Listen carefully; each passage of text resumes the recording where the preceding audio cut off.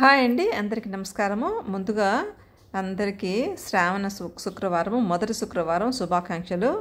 ఆ అమ్మవారి దయ అందరి మీద ఉండాలని, అందరూ చల్లగా ఉండాలని కోరుకుంటూ, ఇంకా ఇది నిన్నటి వీడియో అండి. నిన్న శ్రావణ శుక్రవారం అమ్మవారికి ఆహ్వానం పలుకుతూ మనం ప్రతి శుక్రవారం ఇలా ముగ్గులు పెట్టుకుంటాము. ఇంకా శ్రావణ మాసం అంటే లక్ష్మీదేవి అమ్మవారికి చాలా ఇష్టమైన మాసం, చాలా ప్రత్యేకం అన్నమాట. అందుకోసమని మనము ఇంకా ప్రత్యేకంగా పూజలు జరుపుకుంటాము. ఈ శ్రావణ మాసము మనకు మొదటి రోజే శుక్రవారంతో మొదలైందనమాట. అందువల్ల నేను కూడా ఇలా పూజ చేసుకున్నాను అనమాట. ఇంకా ఇక్కడ తులసమ్మ దగ్గర, కృష్ణయ్య దగ్గర కూడా పూజ చేసుకున్నాను. అయితే ఈ శ్రావణ మాసము మనము శ్రావణ శుక్రవారము ఇలా పూజలు చేసుకుంటే మన అష్టలక్ష్ములు ఆకర్షిస్తారని, కరుణిస్తారని చెప్పుకుంటారనమాట. ఇంకా లక్ష్మీదేవి అంటే శుభాలను ఇస్తుంది, మనకి ఇంట్లో లక్ష్మిని ప్రసాదిస్తుంది. ఈ నేపథ్యంలో కుటుంబంలో సుఖ సంతోషాలు వెల్లివిరుస్తాయి. లక్ష్మీదేవికి సాధారణంగా శుక్రవారం పూజలు చేస్తారు. అయితే శ్రావణ శుక్రవారము అత్యంత పవిత్రమైన మాసం అన్నమాట. ఇంకా చాలా బాగా పూజలు జరుపుతారు అమ్మవారికి. ఇంకా ముఖ్యంగా ఆడవాళ్ళు తమ సౌభాగ్యం కోసము, లక్ష్మీ ధనాకర్షణ కోసం లక్ష్మీదేవిని పూజ చేస్తారు. ఉపవాసం ఉండి లక్ష్మీదేవికి ప్రత్యేక పూజలు చేస్తారు. అమ్మవారికి ప్రత్యేకంగా పీఠం ఏర్పాటు చేసి ఫోటో పెట్టి కలశం ఏర్పాటు చేసుకుంటారు. పూజ చేసిన తర్వాత వాయనం ఇచ్చే అలవాటు కూడా మనకు పూర్వం నుంచి ఉందన్నమాట. మన పురాణాలు కూడా చెప్తున్నాయి. ఎవరైనా మనకి ఇంటికి వస్తే ఆ రోజు లక్ష్మీదేవిగా భావించి ఆ ఆడవారికి తాంబూలం ఇస్తే మంచిదని చెప్తూ ఉంటారు అనమాట. పసుపు కుంకాలతో పాటు తాంబూలము, పండ్లు ఇవ్వాలన్నమాట. ఇంకా లక్ష్మీదేవికి ఇష్టమైన లక్ష్మీ గవ్వలు, శంఖము, పసుపు, కుంకుమ, కాస్త డబ్బులు, గోమతి చక్రాలు, తామర గింజలు అమ్మవారి వద్ద పెట్టి పూజిస్తే ఇంకా చాలా మంచిది. మనము పూజ చేసుకొని అలాగే లక్ష్మీ అష్టోత్తరాలు కూడా పఠించి అమ్మవారికి పూజ చేసుకుంటారు. చేతకాని వాళ్ళు శ్రీమాత్రమే నమః అని కూడా మనము పూజించుకోవచ్చు, ఎవరి శక్తి మేరకు వాళ్ళు. అంతేకాకుండా లక్ష్మీదేవి మెడలో యాలకుల మాల వేయడం వల్ల కూడా దరిద్రం పోతుందని మన పురాణాలు చెప్తున్నాయి. అమ్మవారికి కొంతమంది గాజుల మాల కూడా వేస్తారు. ముందుగా పసుపు గణపతిని తయారు చేసుకున్న తర్వాత గణపతి పూజ చేసుకొని తర్వాత లక్ష్మీ పూజను చేయాలని మన సాంప్రదాయం ప్రకారం మన పురాణాలు చెప్తున్నాయి. అమ్మవారికి ఇష్టమైన తెల్లని పూలు, ఎర్రని పూలు సమర్పించి పాలు, పాయసం కూడా సమర్పిస్తారు.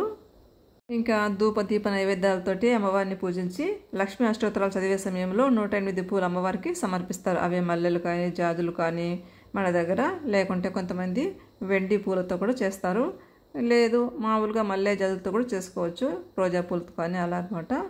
ఇలా ఇది చేసిన తర్వాత మనము లక్ష్మీదేవికి హారతి ఇచ్చి కొబ్బరికాయ కొట్టి పూజిస్తాం అనమాట. ఇలా అంతా అయిన తర్వాత ఎవరికైనా మనము వాయనం కూడా ఇస్తామన్నమాట. మన స్తోమత మేరకు లక్ష్మీదేవి కీర్తన చదువుకోవచ్చు, అలాగే లలిత సహస్రనామాలు చదువుకోవచ్చు. అమ్మవారికి ఇలా పూజించడం వల్ల ఇంట్లో సుఖశాంతులు వెల్లివిరుస్తాయి అని మన పురాణాలు చెప్తున్నాయి. అందువల్ల మనమంతా కూడా ప్రతి శుక్రవారం లక్ష్మీదేవికి పూజించిన మంచి ఫలితాలు ఉంటాయి, మనశ్శాంతి ఉంటుంది, ఆయురారోగ్యాలు కూడా ఉంటాయని మన పురాణాలు చెప్తున్నాయి. అందువల్ల మనం అందరం కూడా పాటిస్తే మంచిది. నేను కూడా ఇలాగే మార్నింగ్ పూజ అంతా చేసుకున్న తర్వాత కొంచెం ముందు రోజు బాగా హెవీ వర్క్ అయిపోయి మామూలు పూజ చేసుకొని ఈవినింగు మళ్ళీ లక్ష్మీదేవి అమ్మవారికి అష్టోత్తరాలు చేసుకున్నానండి. మళ్ళీ ఈవినింగ్ కూర్చొని పూలు మార్చేసి, ఇదిగోండి ఇక్కడ నా దగ్గర చిన్న వెండి విగ్రహం ఉందని చెప్పాను. ఆ అమ్మవారికి ఈ పసుపు కుంకాలు గంధంతో బొట్లు పెట్టుకొని మార్నింగే పెట్టి పూలు పెట్టినాను. మళ్ళీ ఇప్పుడు అవన్నీ కూడా ఆ పూలు తీసేసి మళ్ళీ కొంచెం గంధం రాసి కుంకుమ పెట్టుకొని ఈ అమ్మవారికి రోజా పూలతోటి అష్టోత్తరం చదువుకున్నా. అలాగే ఇక్కడ కామాక్షి దీపం కూడా అమ్మవారి కోసమని ఒకటి వెలిగించాను అనమాట. మన శక్తి మేరకు ఎలాగైనా చేసుకోవచ్చు అండి, కాకపోతే శ్రద్ధాభక్తి అనేది పెట్టుకుంటే చాలన్నమాట. ఆ అమ్మవారికి 108 అష్టోత్తరం ఉంటుంది, లక్ష్మీ అష్టోత్తరం ఉంటుంది కదా, అది ఒక్కొక్క నామం చదువుతూ ఒక్కొక్క పువ్వును మనము అమ్మవారికి సమర్పించాలన్నమాట. ఇది ప్రత్యేకంగా అమ్మవారి కోసమని మళ్ళీ ఒక దీపం వెలిగించాను. ఇంకా నిత్య దీపం అని మనం రోజు దేవుని దగ్గర పూజ రూమ్లో 2 దీపాలు వెలిగించుకుంటాం కదా, అవి వెలిగించేసి తర్వాత ఇది అమ్మవారి కోసమని ప్రత్యేకంగా ఇలా కామాక్షి దీపం కూడా వెలిగించాను. వెలిగించకపోయినా ఏం పర్వాలేదు, మనం మట్టి ప్రమిదలతో అయినా వెలిగించుకోవచ్చు, మన శక్తి మేరకు ఏది ఉంటే అది. ఇలాగనమాట. కొంచెం నైవేద్యం కూడా చేశాను అనమాట. మార్నింగ్ అయితే మామిడి పండ్లు పెట్టాను. ఇప్పుడు సాయంకాలము కొంచెము సేమియా అనమాట, ఏదైనా తీయని ప్రసాదం నైవేద్యం పెట్టాలి అని అంటారు కదా, పాల పాయసం చేసి పెట్టానమాట. మన దగ్గర ఫ్లవర్స్ ఏమి అందుబాటులో లేనప్పుడు అక్షతలతో కూడా మనం చేయొచ్చండి. అలాగే కుంకుమతో కూడా అర్చన చేయొచ్చు అనమాట. కొంచెం కొంచెం కుంకుమ వేసుకుంటూ ఒక్కో నామాన్ని చదువుకుంటూ ఇలా చిన్న విగ్రహాన్ని దగ్గర పెట్టుకొని మనం అలా కూడా చేసుకోవచ్చు. లేదంటే అక్షింతలతో కూడా అక్షతలు మనం కలుపుకుంటాం కదా, అలా ఒక్కొక్క కొన్ని అక్షింతలు వేసుకుంటూ ఒక్కొక్క నామాన్ని కూడా చేసుకోవచ్చు అనమాట. అలా చాలాసార్లు కూడా నేను చేస్తూ ఉంటాను అనమాట. ఇంకా మనకి ఈ శ్రావణ మాసం మొదలైంది కాబట్టి జల్లులు కురుస్తూ ఉంటాయి, చెట్లు బాగా చిగురించి మంచిగా ఫ్లవర్స్ వస్తాయి అన్నమాట. ఇంకా నెక్స్ట్ మంత్ నుంచి మనకి రకరకాల ఎర్రమల్లెలు ఇంకా పారిజాతం పూలు అవన్నీ వస్తాయి. ఆ చిన్న చిన్న పూలతో మనము అర్చన బాగా చేసుకోవచ్చండి. మా ఇంట్లో ఎర్రమల్లెలు ఇప్పుడే స్టార్ట్ అయ్యాయి అన్నమాట. ఇంకా పారిజాతాలు కూడా స్టార్ట్ అవుతాయి. వాటితో మనము శివాభిషేకం, శివార్చన, విష్ణు అర్చన, లక్ష్మీదేవి అర్చన బాగా చేసుకోవచ్చు. ఎందుకంటే చిన్న చిన్న ఫ్లవర్స్ తోటి మంచిగా అవి కాక మంచి సువాసనతో ఉంటాయి అన్నమాట. ఆ ఫ్లవర్స్ చాలా మనశ్శాంతిగా ఉంటుంది అమ్మవారికి, అలాగే శివయ్యకు, విష్ణువుకు ఇష్టమైనటువంటి పూలు అనమాట. ఇంకా ఇదిగోండి ఈ పుస్తకంలో లక్ష్మీ అష్టోత్తరం నేను మొదలుపెట్టాను. ఒక్కొక్క పువ్వు వేసుకుంటూ ఇలా ఈ లక్ష్మీ అష్టోత్తరం చదివాను అనమాట. ఇలాగా ఈ శ్రావణ మాసంలో మనకు ప్రతి ఇంట్లో వరుసగా పండుగలు, వ్రతాలు, నోములు, ముత్తైదుల కోలాహలం ఇలా ఆధ్యాత్మిక శోభ సంతరించుకుంటుంది. ఒకవైపు వర్షాలు పంటలతో భూమి పులకరిస్తుంటే మరోవైపు ఇళ్లలోనూ పండగ కళ ఉట్టిపడుతుంది. వానాకాలంలో వచ్చే ఈ శ్రావణ మాసం ఆధ్యాత్మికంగానే కాకుండా శాస్త్రీయంగానూ అర్థమైందనమాట. దీని వెనుక కొద్దిగా శాస్త్రీయత కూడా ఉంది. ఈ శ్రావణ మాస వ్రతాలు, ఉపవాసాల్లో కూడా ఏ శాస్త్రీయత ఉంది అంటే సాధారణంగా ఈ మాసం అంతా ప్రజలు మద్య మాంసాలకు దూరంగా ఉంటారు. అలాగే వర్షాకాలంలో అంటువ్యాధులు వ్యాపించేందుకు ఆస్కారం ఉండటంతో వీటికి దూరంగా ఉండడం కూడా ఆరోగ్యానికి చాలా మంచిది.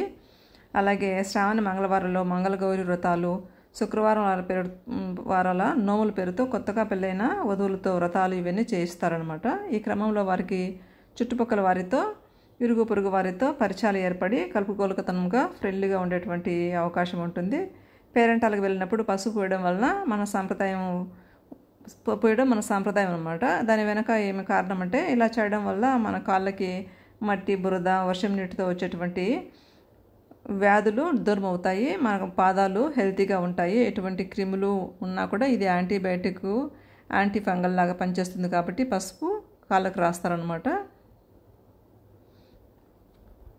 ఇలాగా ఈ శ్రావణ మాసం యొక్క ప్రత్యేకత చాలా ఉందండి. మనము దైవభక్తితో పాటు కొన్ని మనకు ఆరోగ్య సూత్రాలు కూడా మనం చేసేటువంటి పనుల వల్ల ఆరోగ్య సూత్రాలు కూడా ఉన్నాయన్నమాట. ఈ పసుపు వాడకం ఎక్కువగా వాడటము, అలాగే ఇలా పూజలు చేసుకోవటము, అలాగే మనము ఈ ప్రత్యేకమైన మాసాన్ని అమ్మవారికి, లక్ష్మీదేవి అమ్మవారి కోసమని మనము అనుకొని ఇలా పూజలు చేసుకొని కొంచెము నియమ నిబద్ధతలతో ఆహారాన్ని కూడా నియమంగా అంటే మా ఆరోగ్యం బాగుంటుందన్నమాట. ఇలా నేను ఇదిగోండి సేమియా చేసి అమ్మవారికి నివేదన 5 సార్లు నివేదన చూపించేసి అష్టోత్తరం అయిన తర్వాత హారతి కర్పూరం ఇచ్చానమాట. పచ్చకర్పూరంతో హారతి ఇచ్చాను. అంటే ధూప నైవేద్యాలు, పుష్పం, ఫలం, పత్రం, తోయం సమర్పయామి అనేసి అనుకొని ఇలా శుక్రవారం పూజ పూర్తి చేశానండి. మన శక్తి మేరకు మనము ఎలాగైనా చేసుకోవచ్చు. ఇలా పచ్చకర్పూరము మనం తాంబూలంలో పెట్టి కూడా అమ్మవారికి పెట్టవచ్చు అనమాట. అలాగే హారతి కూడా ఉపయోగించవచ్చు. ఈ అమ్మవారికి కర్పూరం మనము తాంబూలం పెట్టినా హారతి ఇచ్చినా చాలా మంచిదని అంటూ ఉంటారనమాట. అందువల్ల నేను ఇలా పచ్చకర్పూరంతో హారతి ఇచ్చానమాట. అందరి దేవుళ్ళకి ఇచ్చి అలాగే అమ్మవారికి కూడా ఇచ్చాను. ఇలా మన శక్తి మేరకు ఇంకా మార్నింగ్ చేసుకోవచ్చు పూజ, ఈవినింగ్ సాయంకాలం కూడా అనమాట చేసుకుంటే కూడా మంచిదని అంటారు కదా. అమ్మవారికి కానీ, శివ పూజ కానీ, విష్ణువు కానీ ఎవరికైనా కూడా ఈ సాయంకాలం పూజ చేసుకుంటే కూడా చాలా మంచిది. నేను ఈరోజు శుక్రవారం రోజు సాయంకాలం చేశానండి అష్టోత్తరం. అదంతా మార్నింగ్ కూడా చేసుకున్నాను, కానీ ఈ అష్టోత్తరము పూలతోటి అర్చన అనేది ఈవినింగ్ చేశాను అనమాట.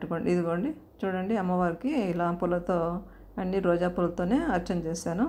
చాలా మనశ్శాంతిగా ఉంది. మీకు అందరి మీద అమ్మవారి దయ ఉండాలి, అందరూ సుఖశాంతులతో ఉండాలని కోరుకుంటూ ఇంతేనండి ఈరోజు వీడియో నచ్చితే లైక్ చేయండి, షేర్ చేయండి, సబ్స్క్రైబ్ చేసుకునే వాళ్ళు చేసుకోండి. థ్యాంక్ యూ అండి. తప్పకుండా లైక్ చేయండి. అలాగే ఈ వీడియోస్ గురించి మీ కామెంట్స్, ఎలా నేను పూజ చేశాను, నా వీడియోస్ ఎలా ఉన్నాయనే దాని గురించి కూడా తప్పకుండా కామెంట్ బాక్స్లో కామెంట్ చేయండి. థ్యాంక్ యూ అండి. Bye bye.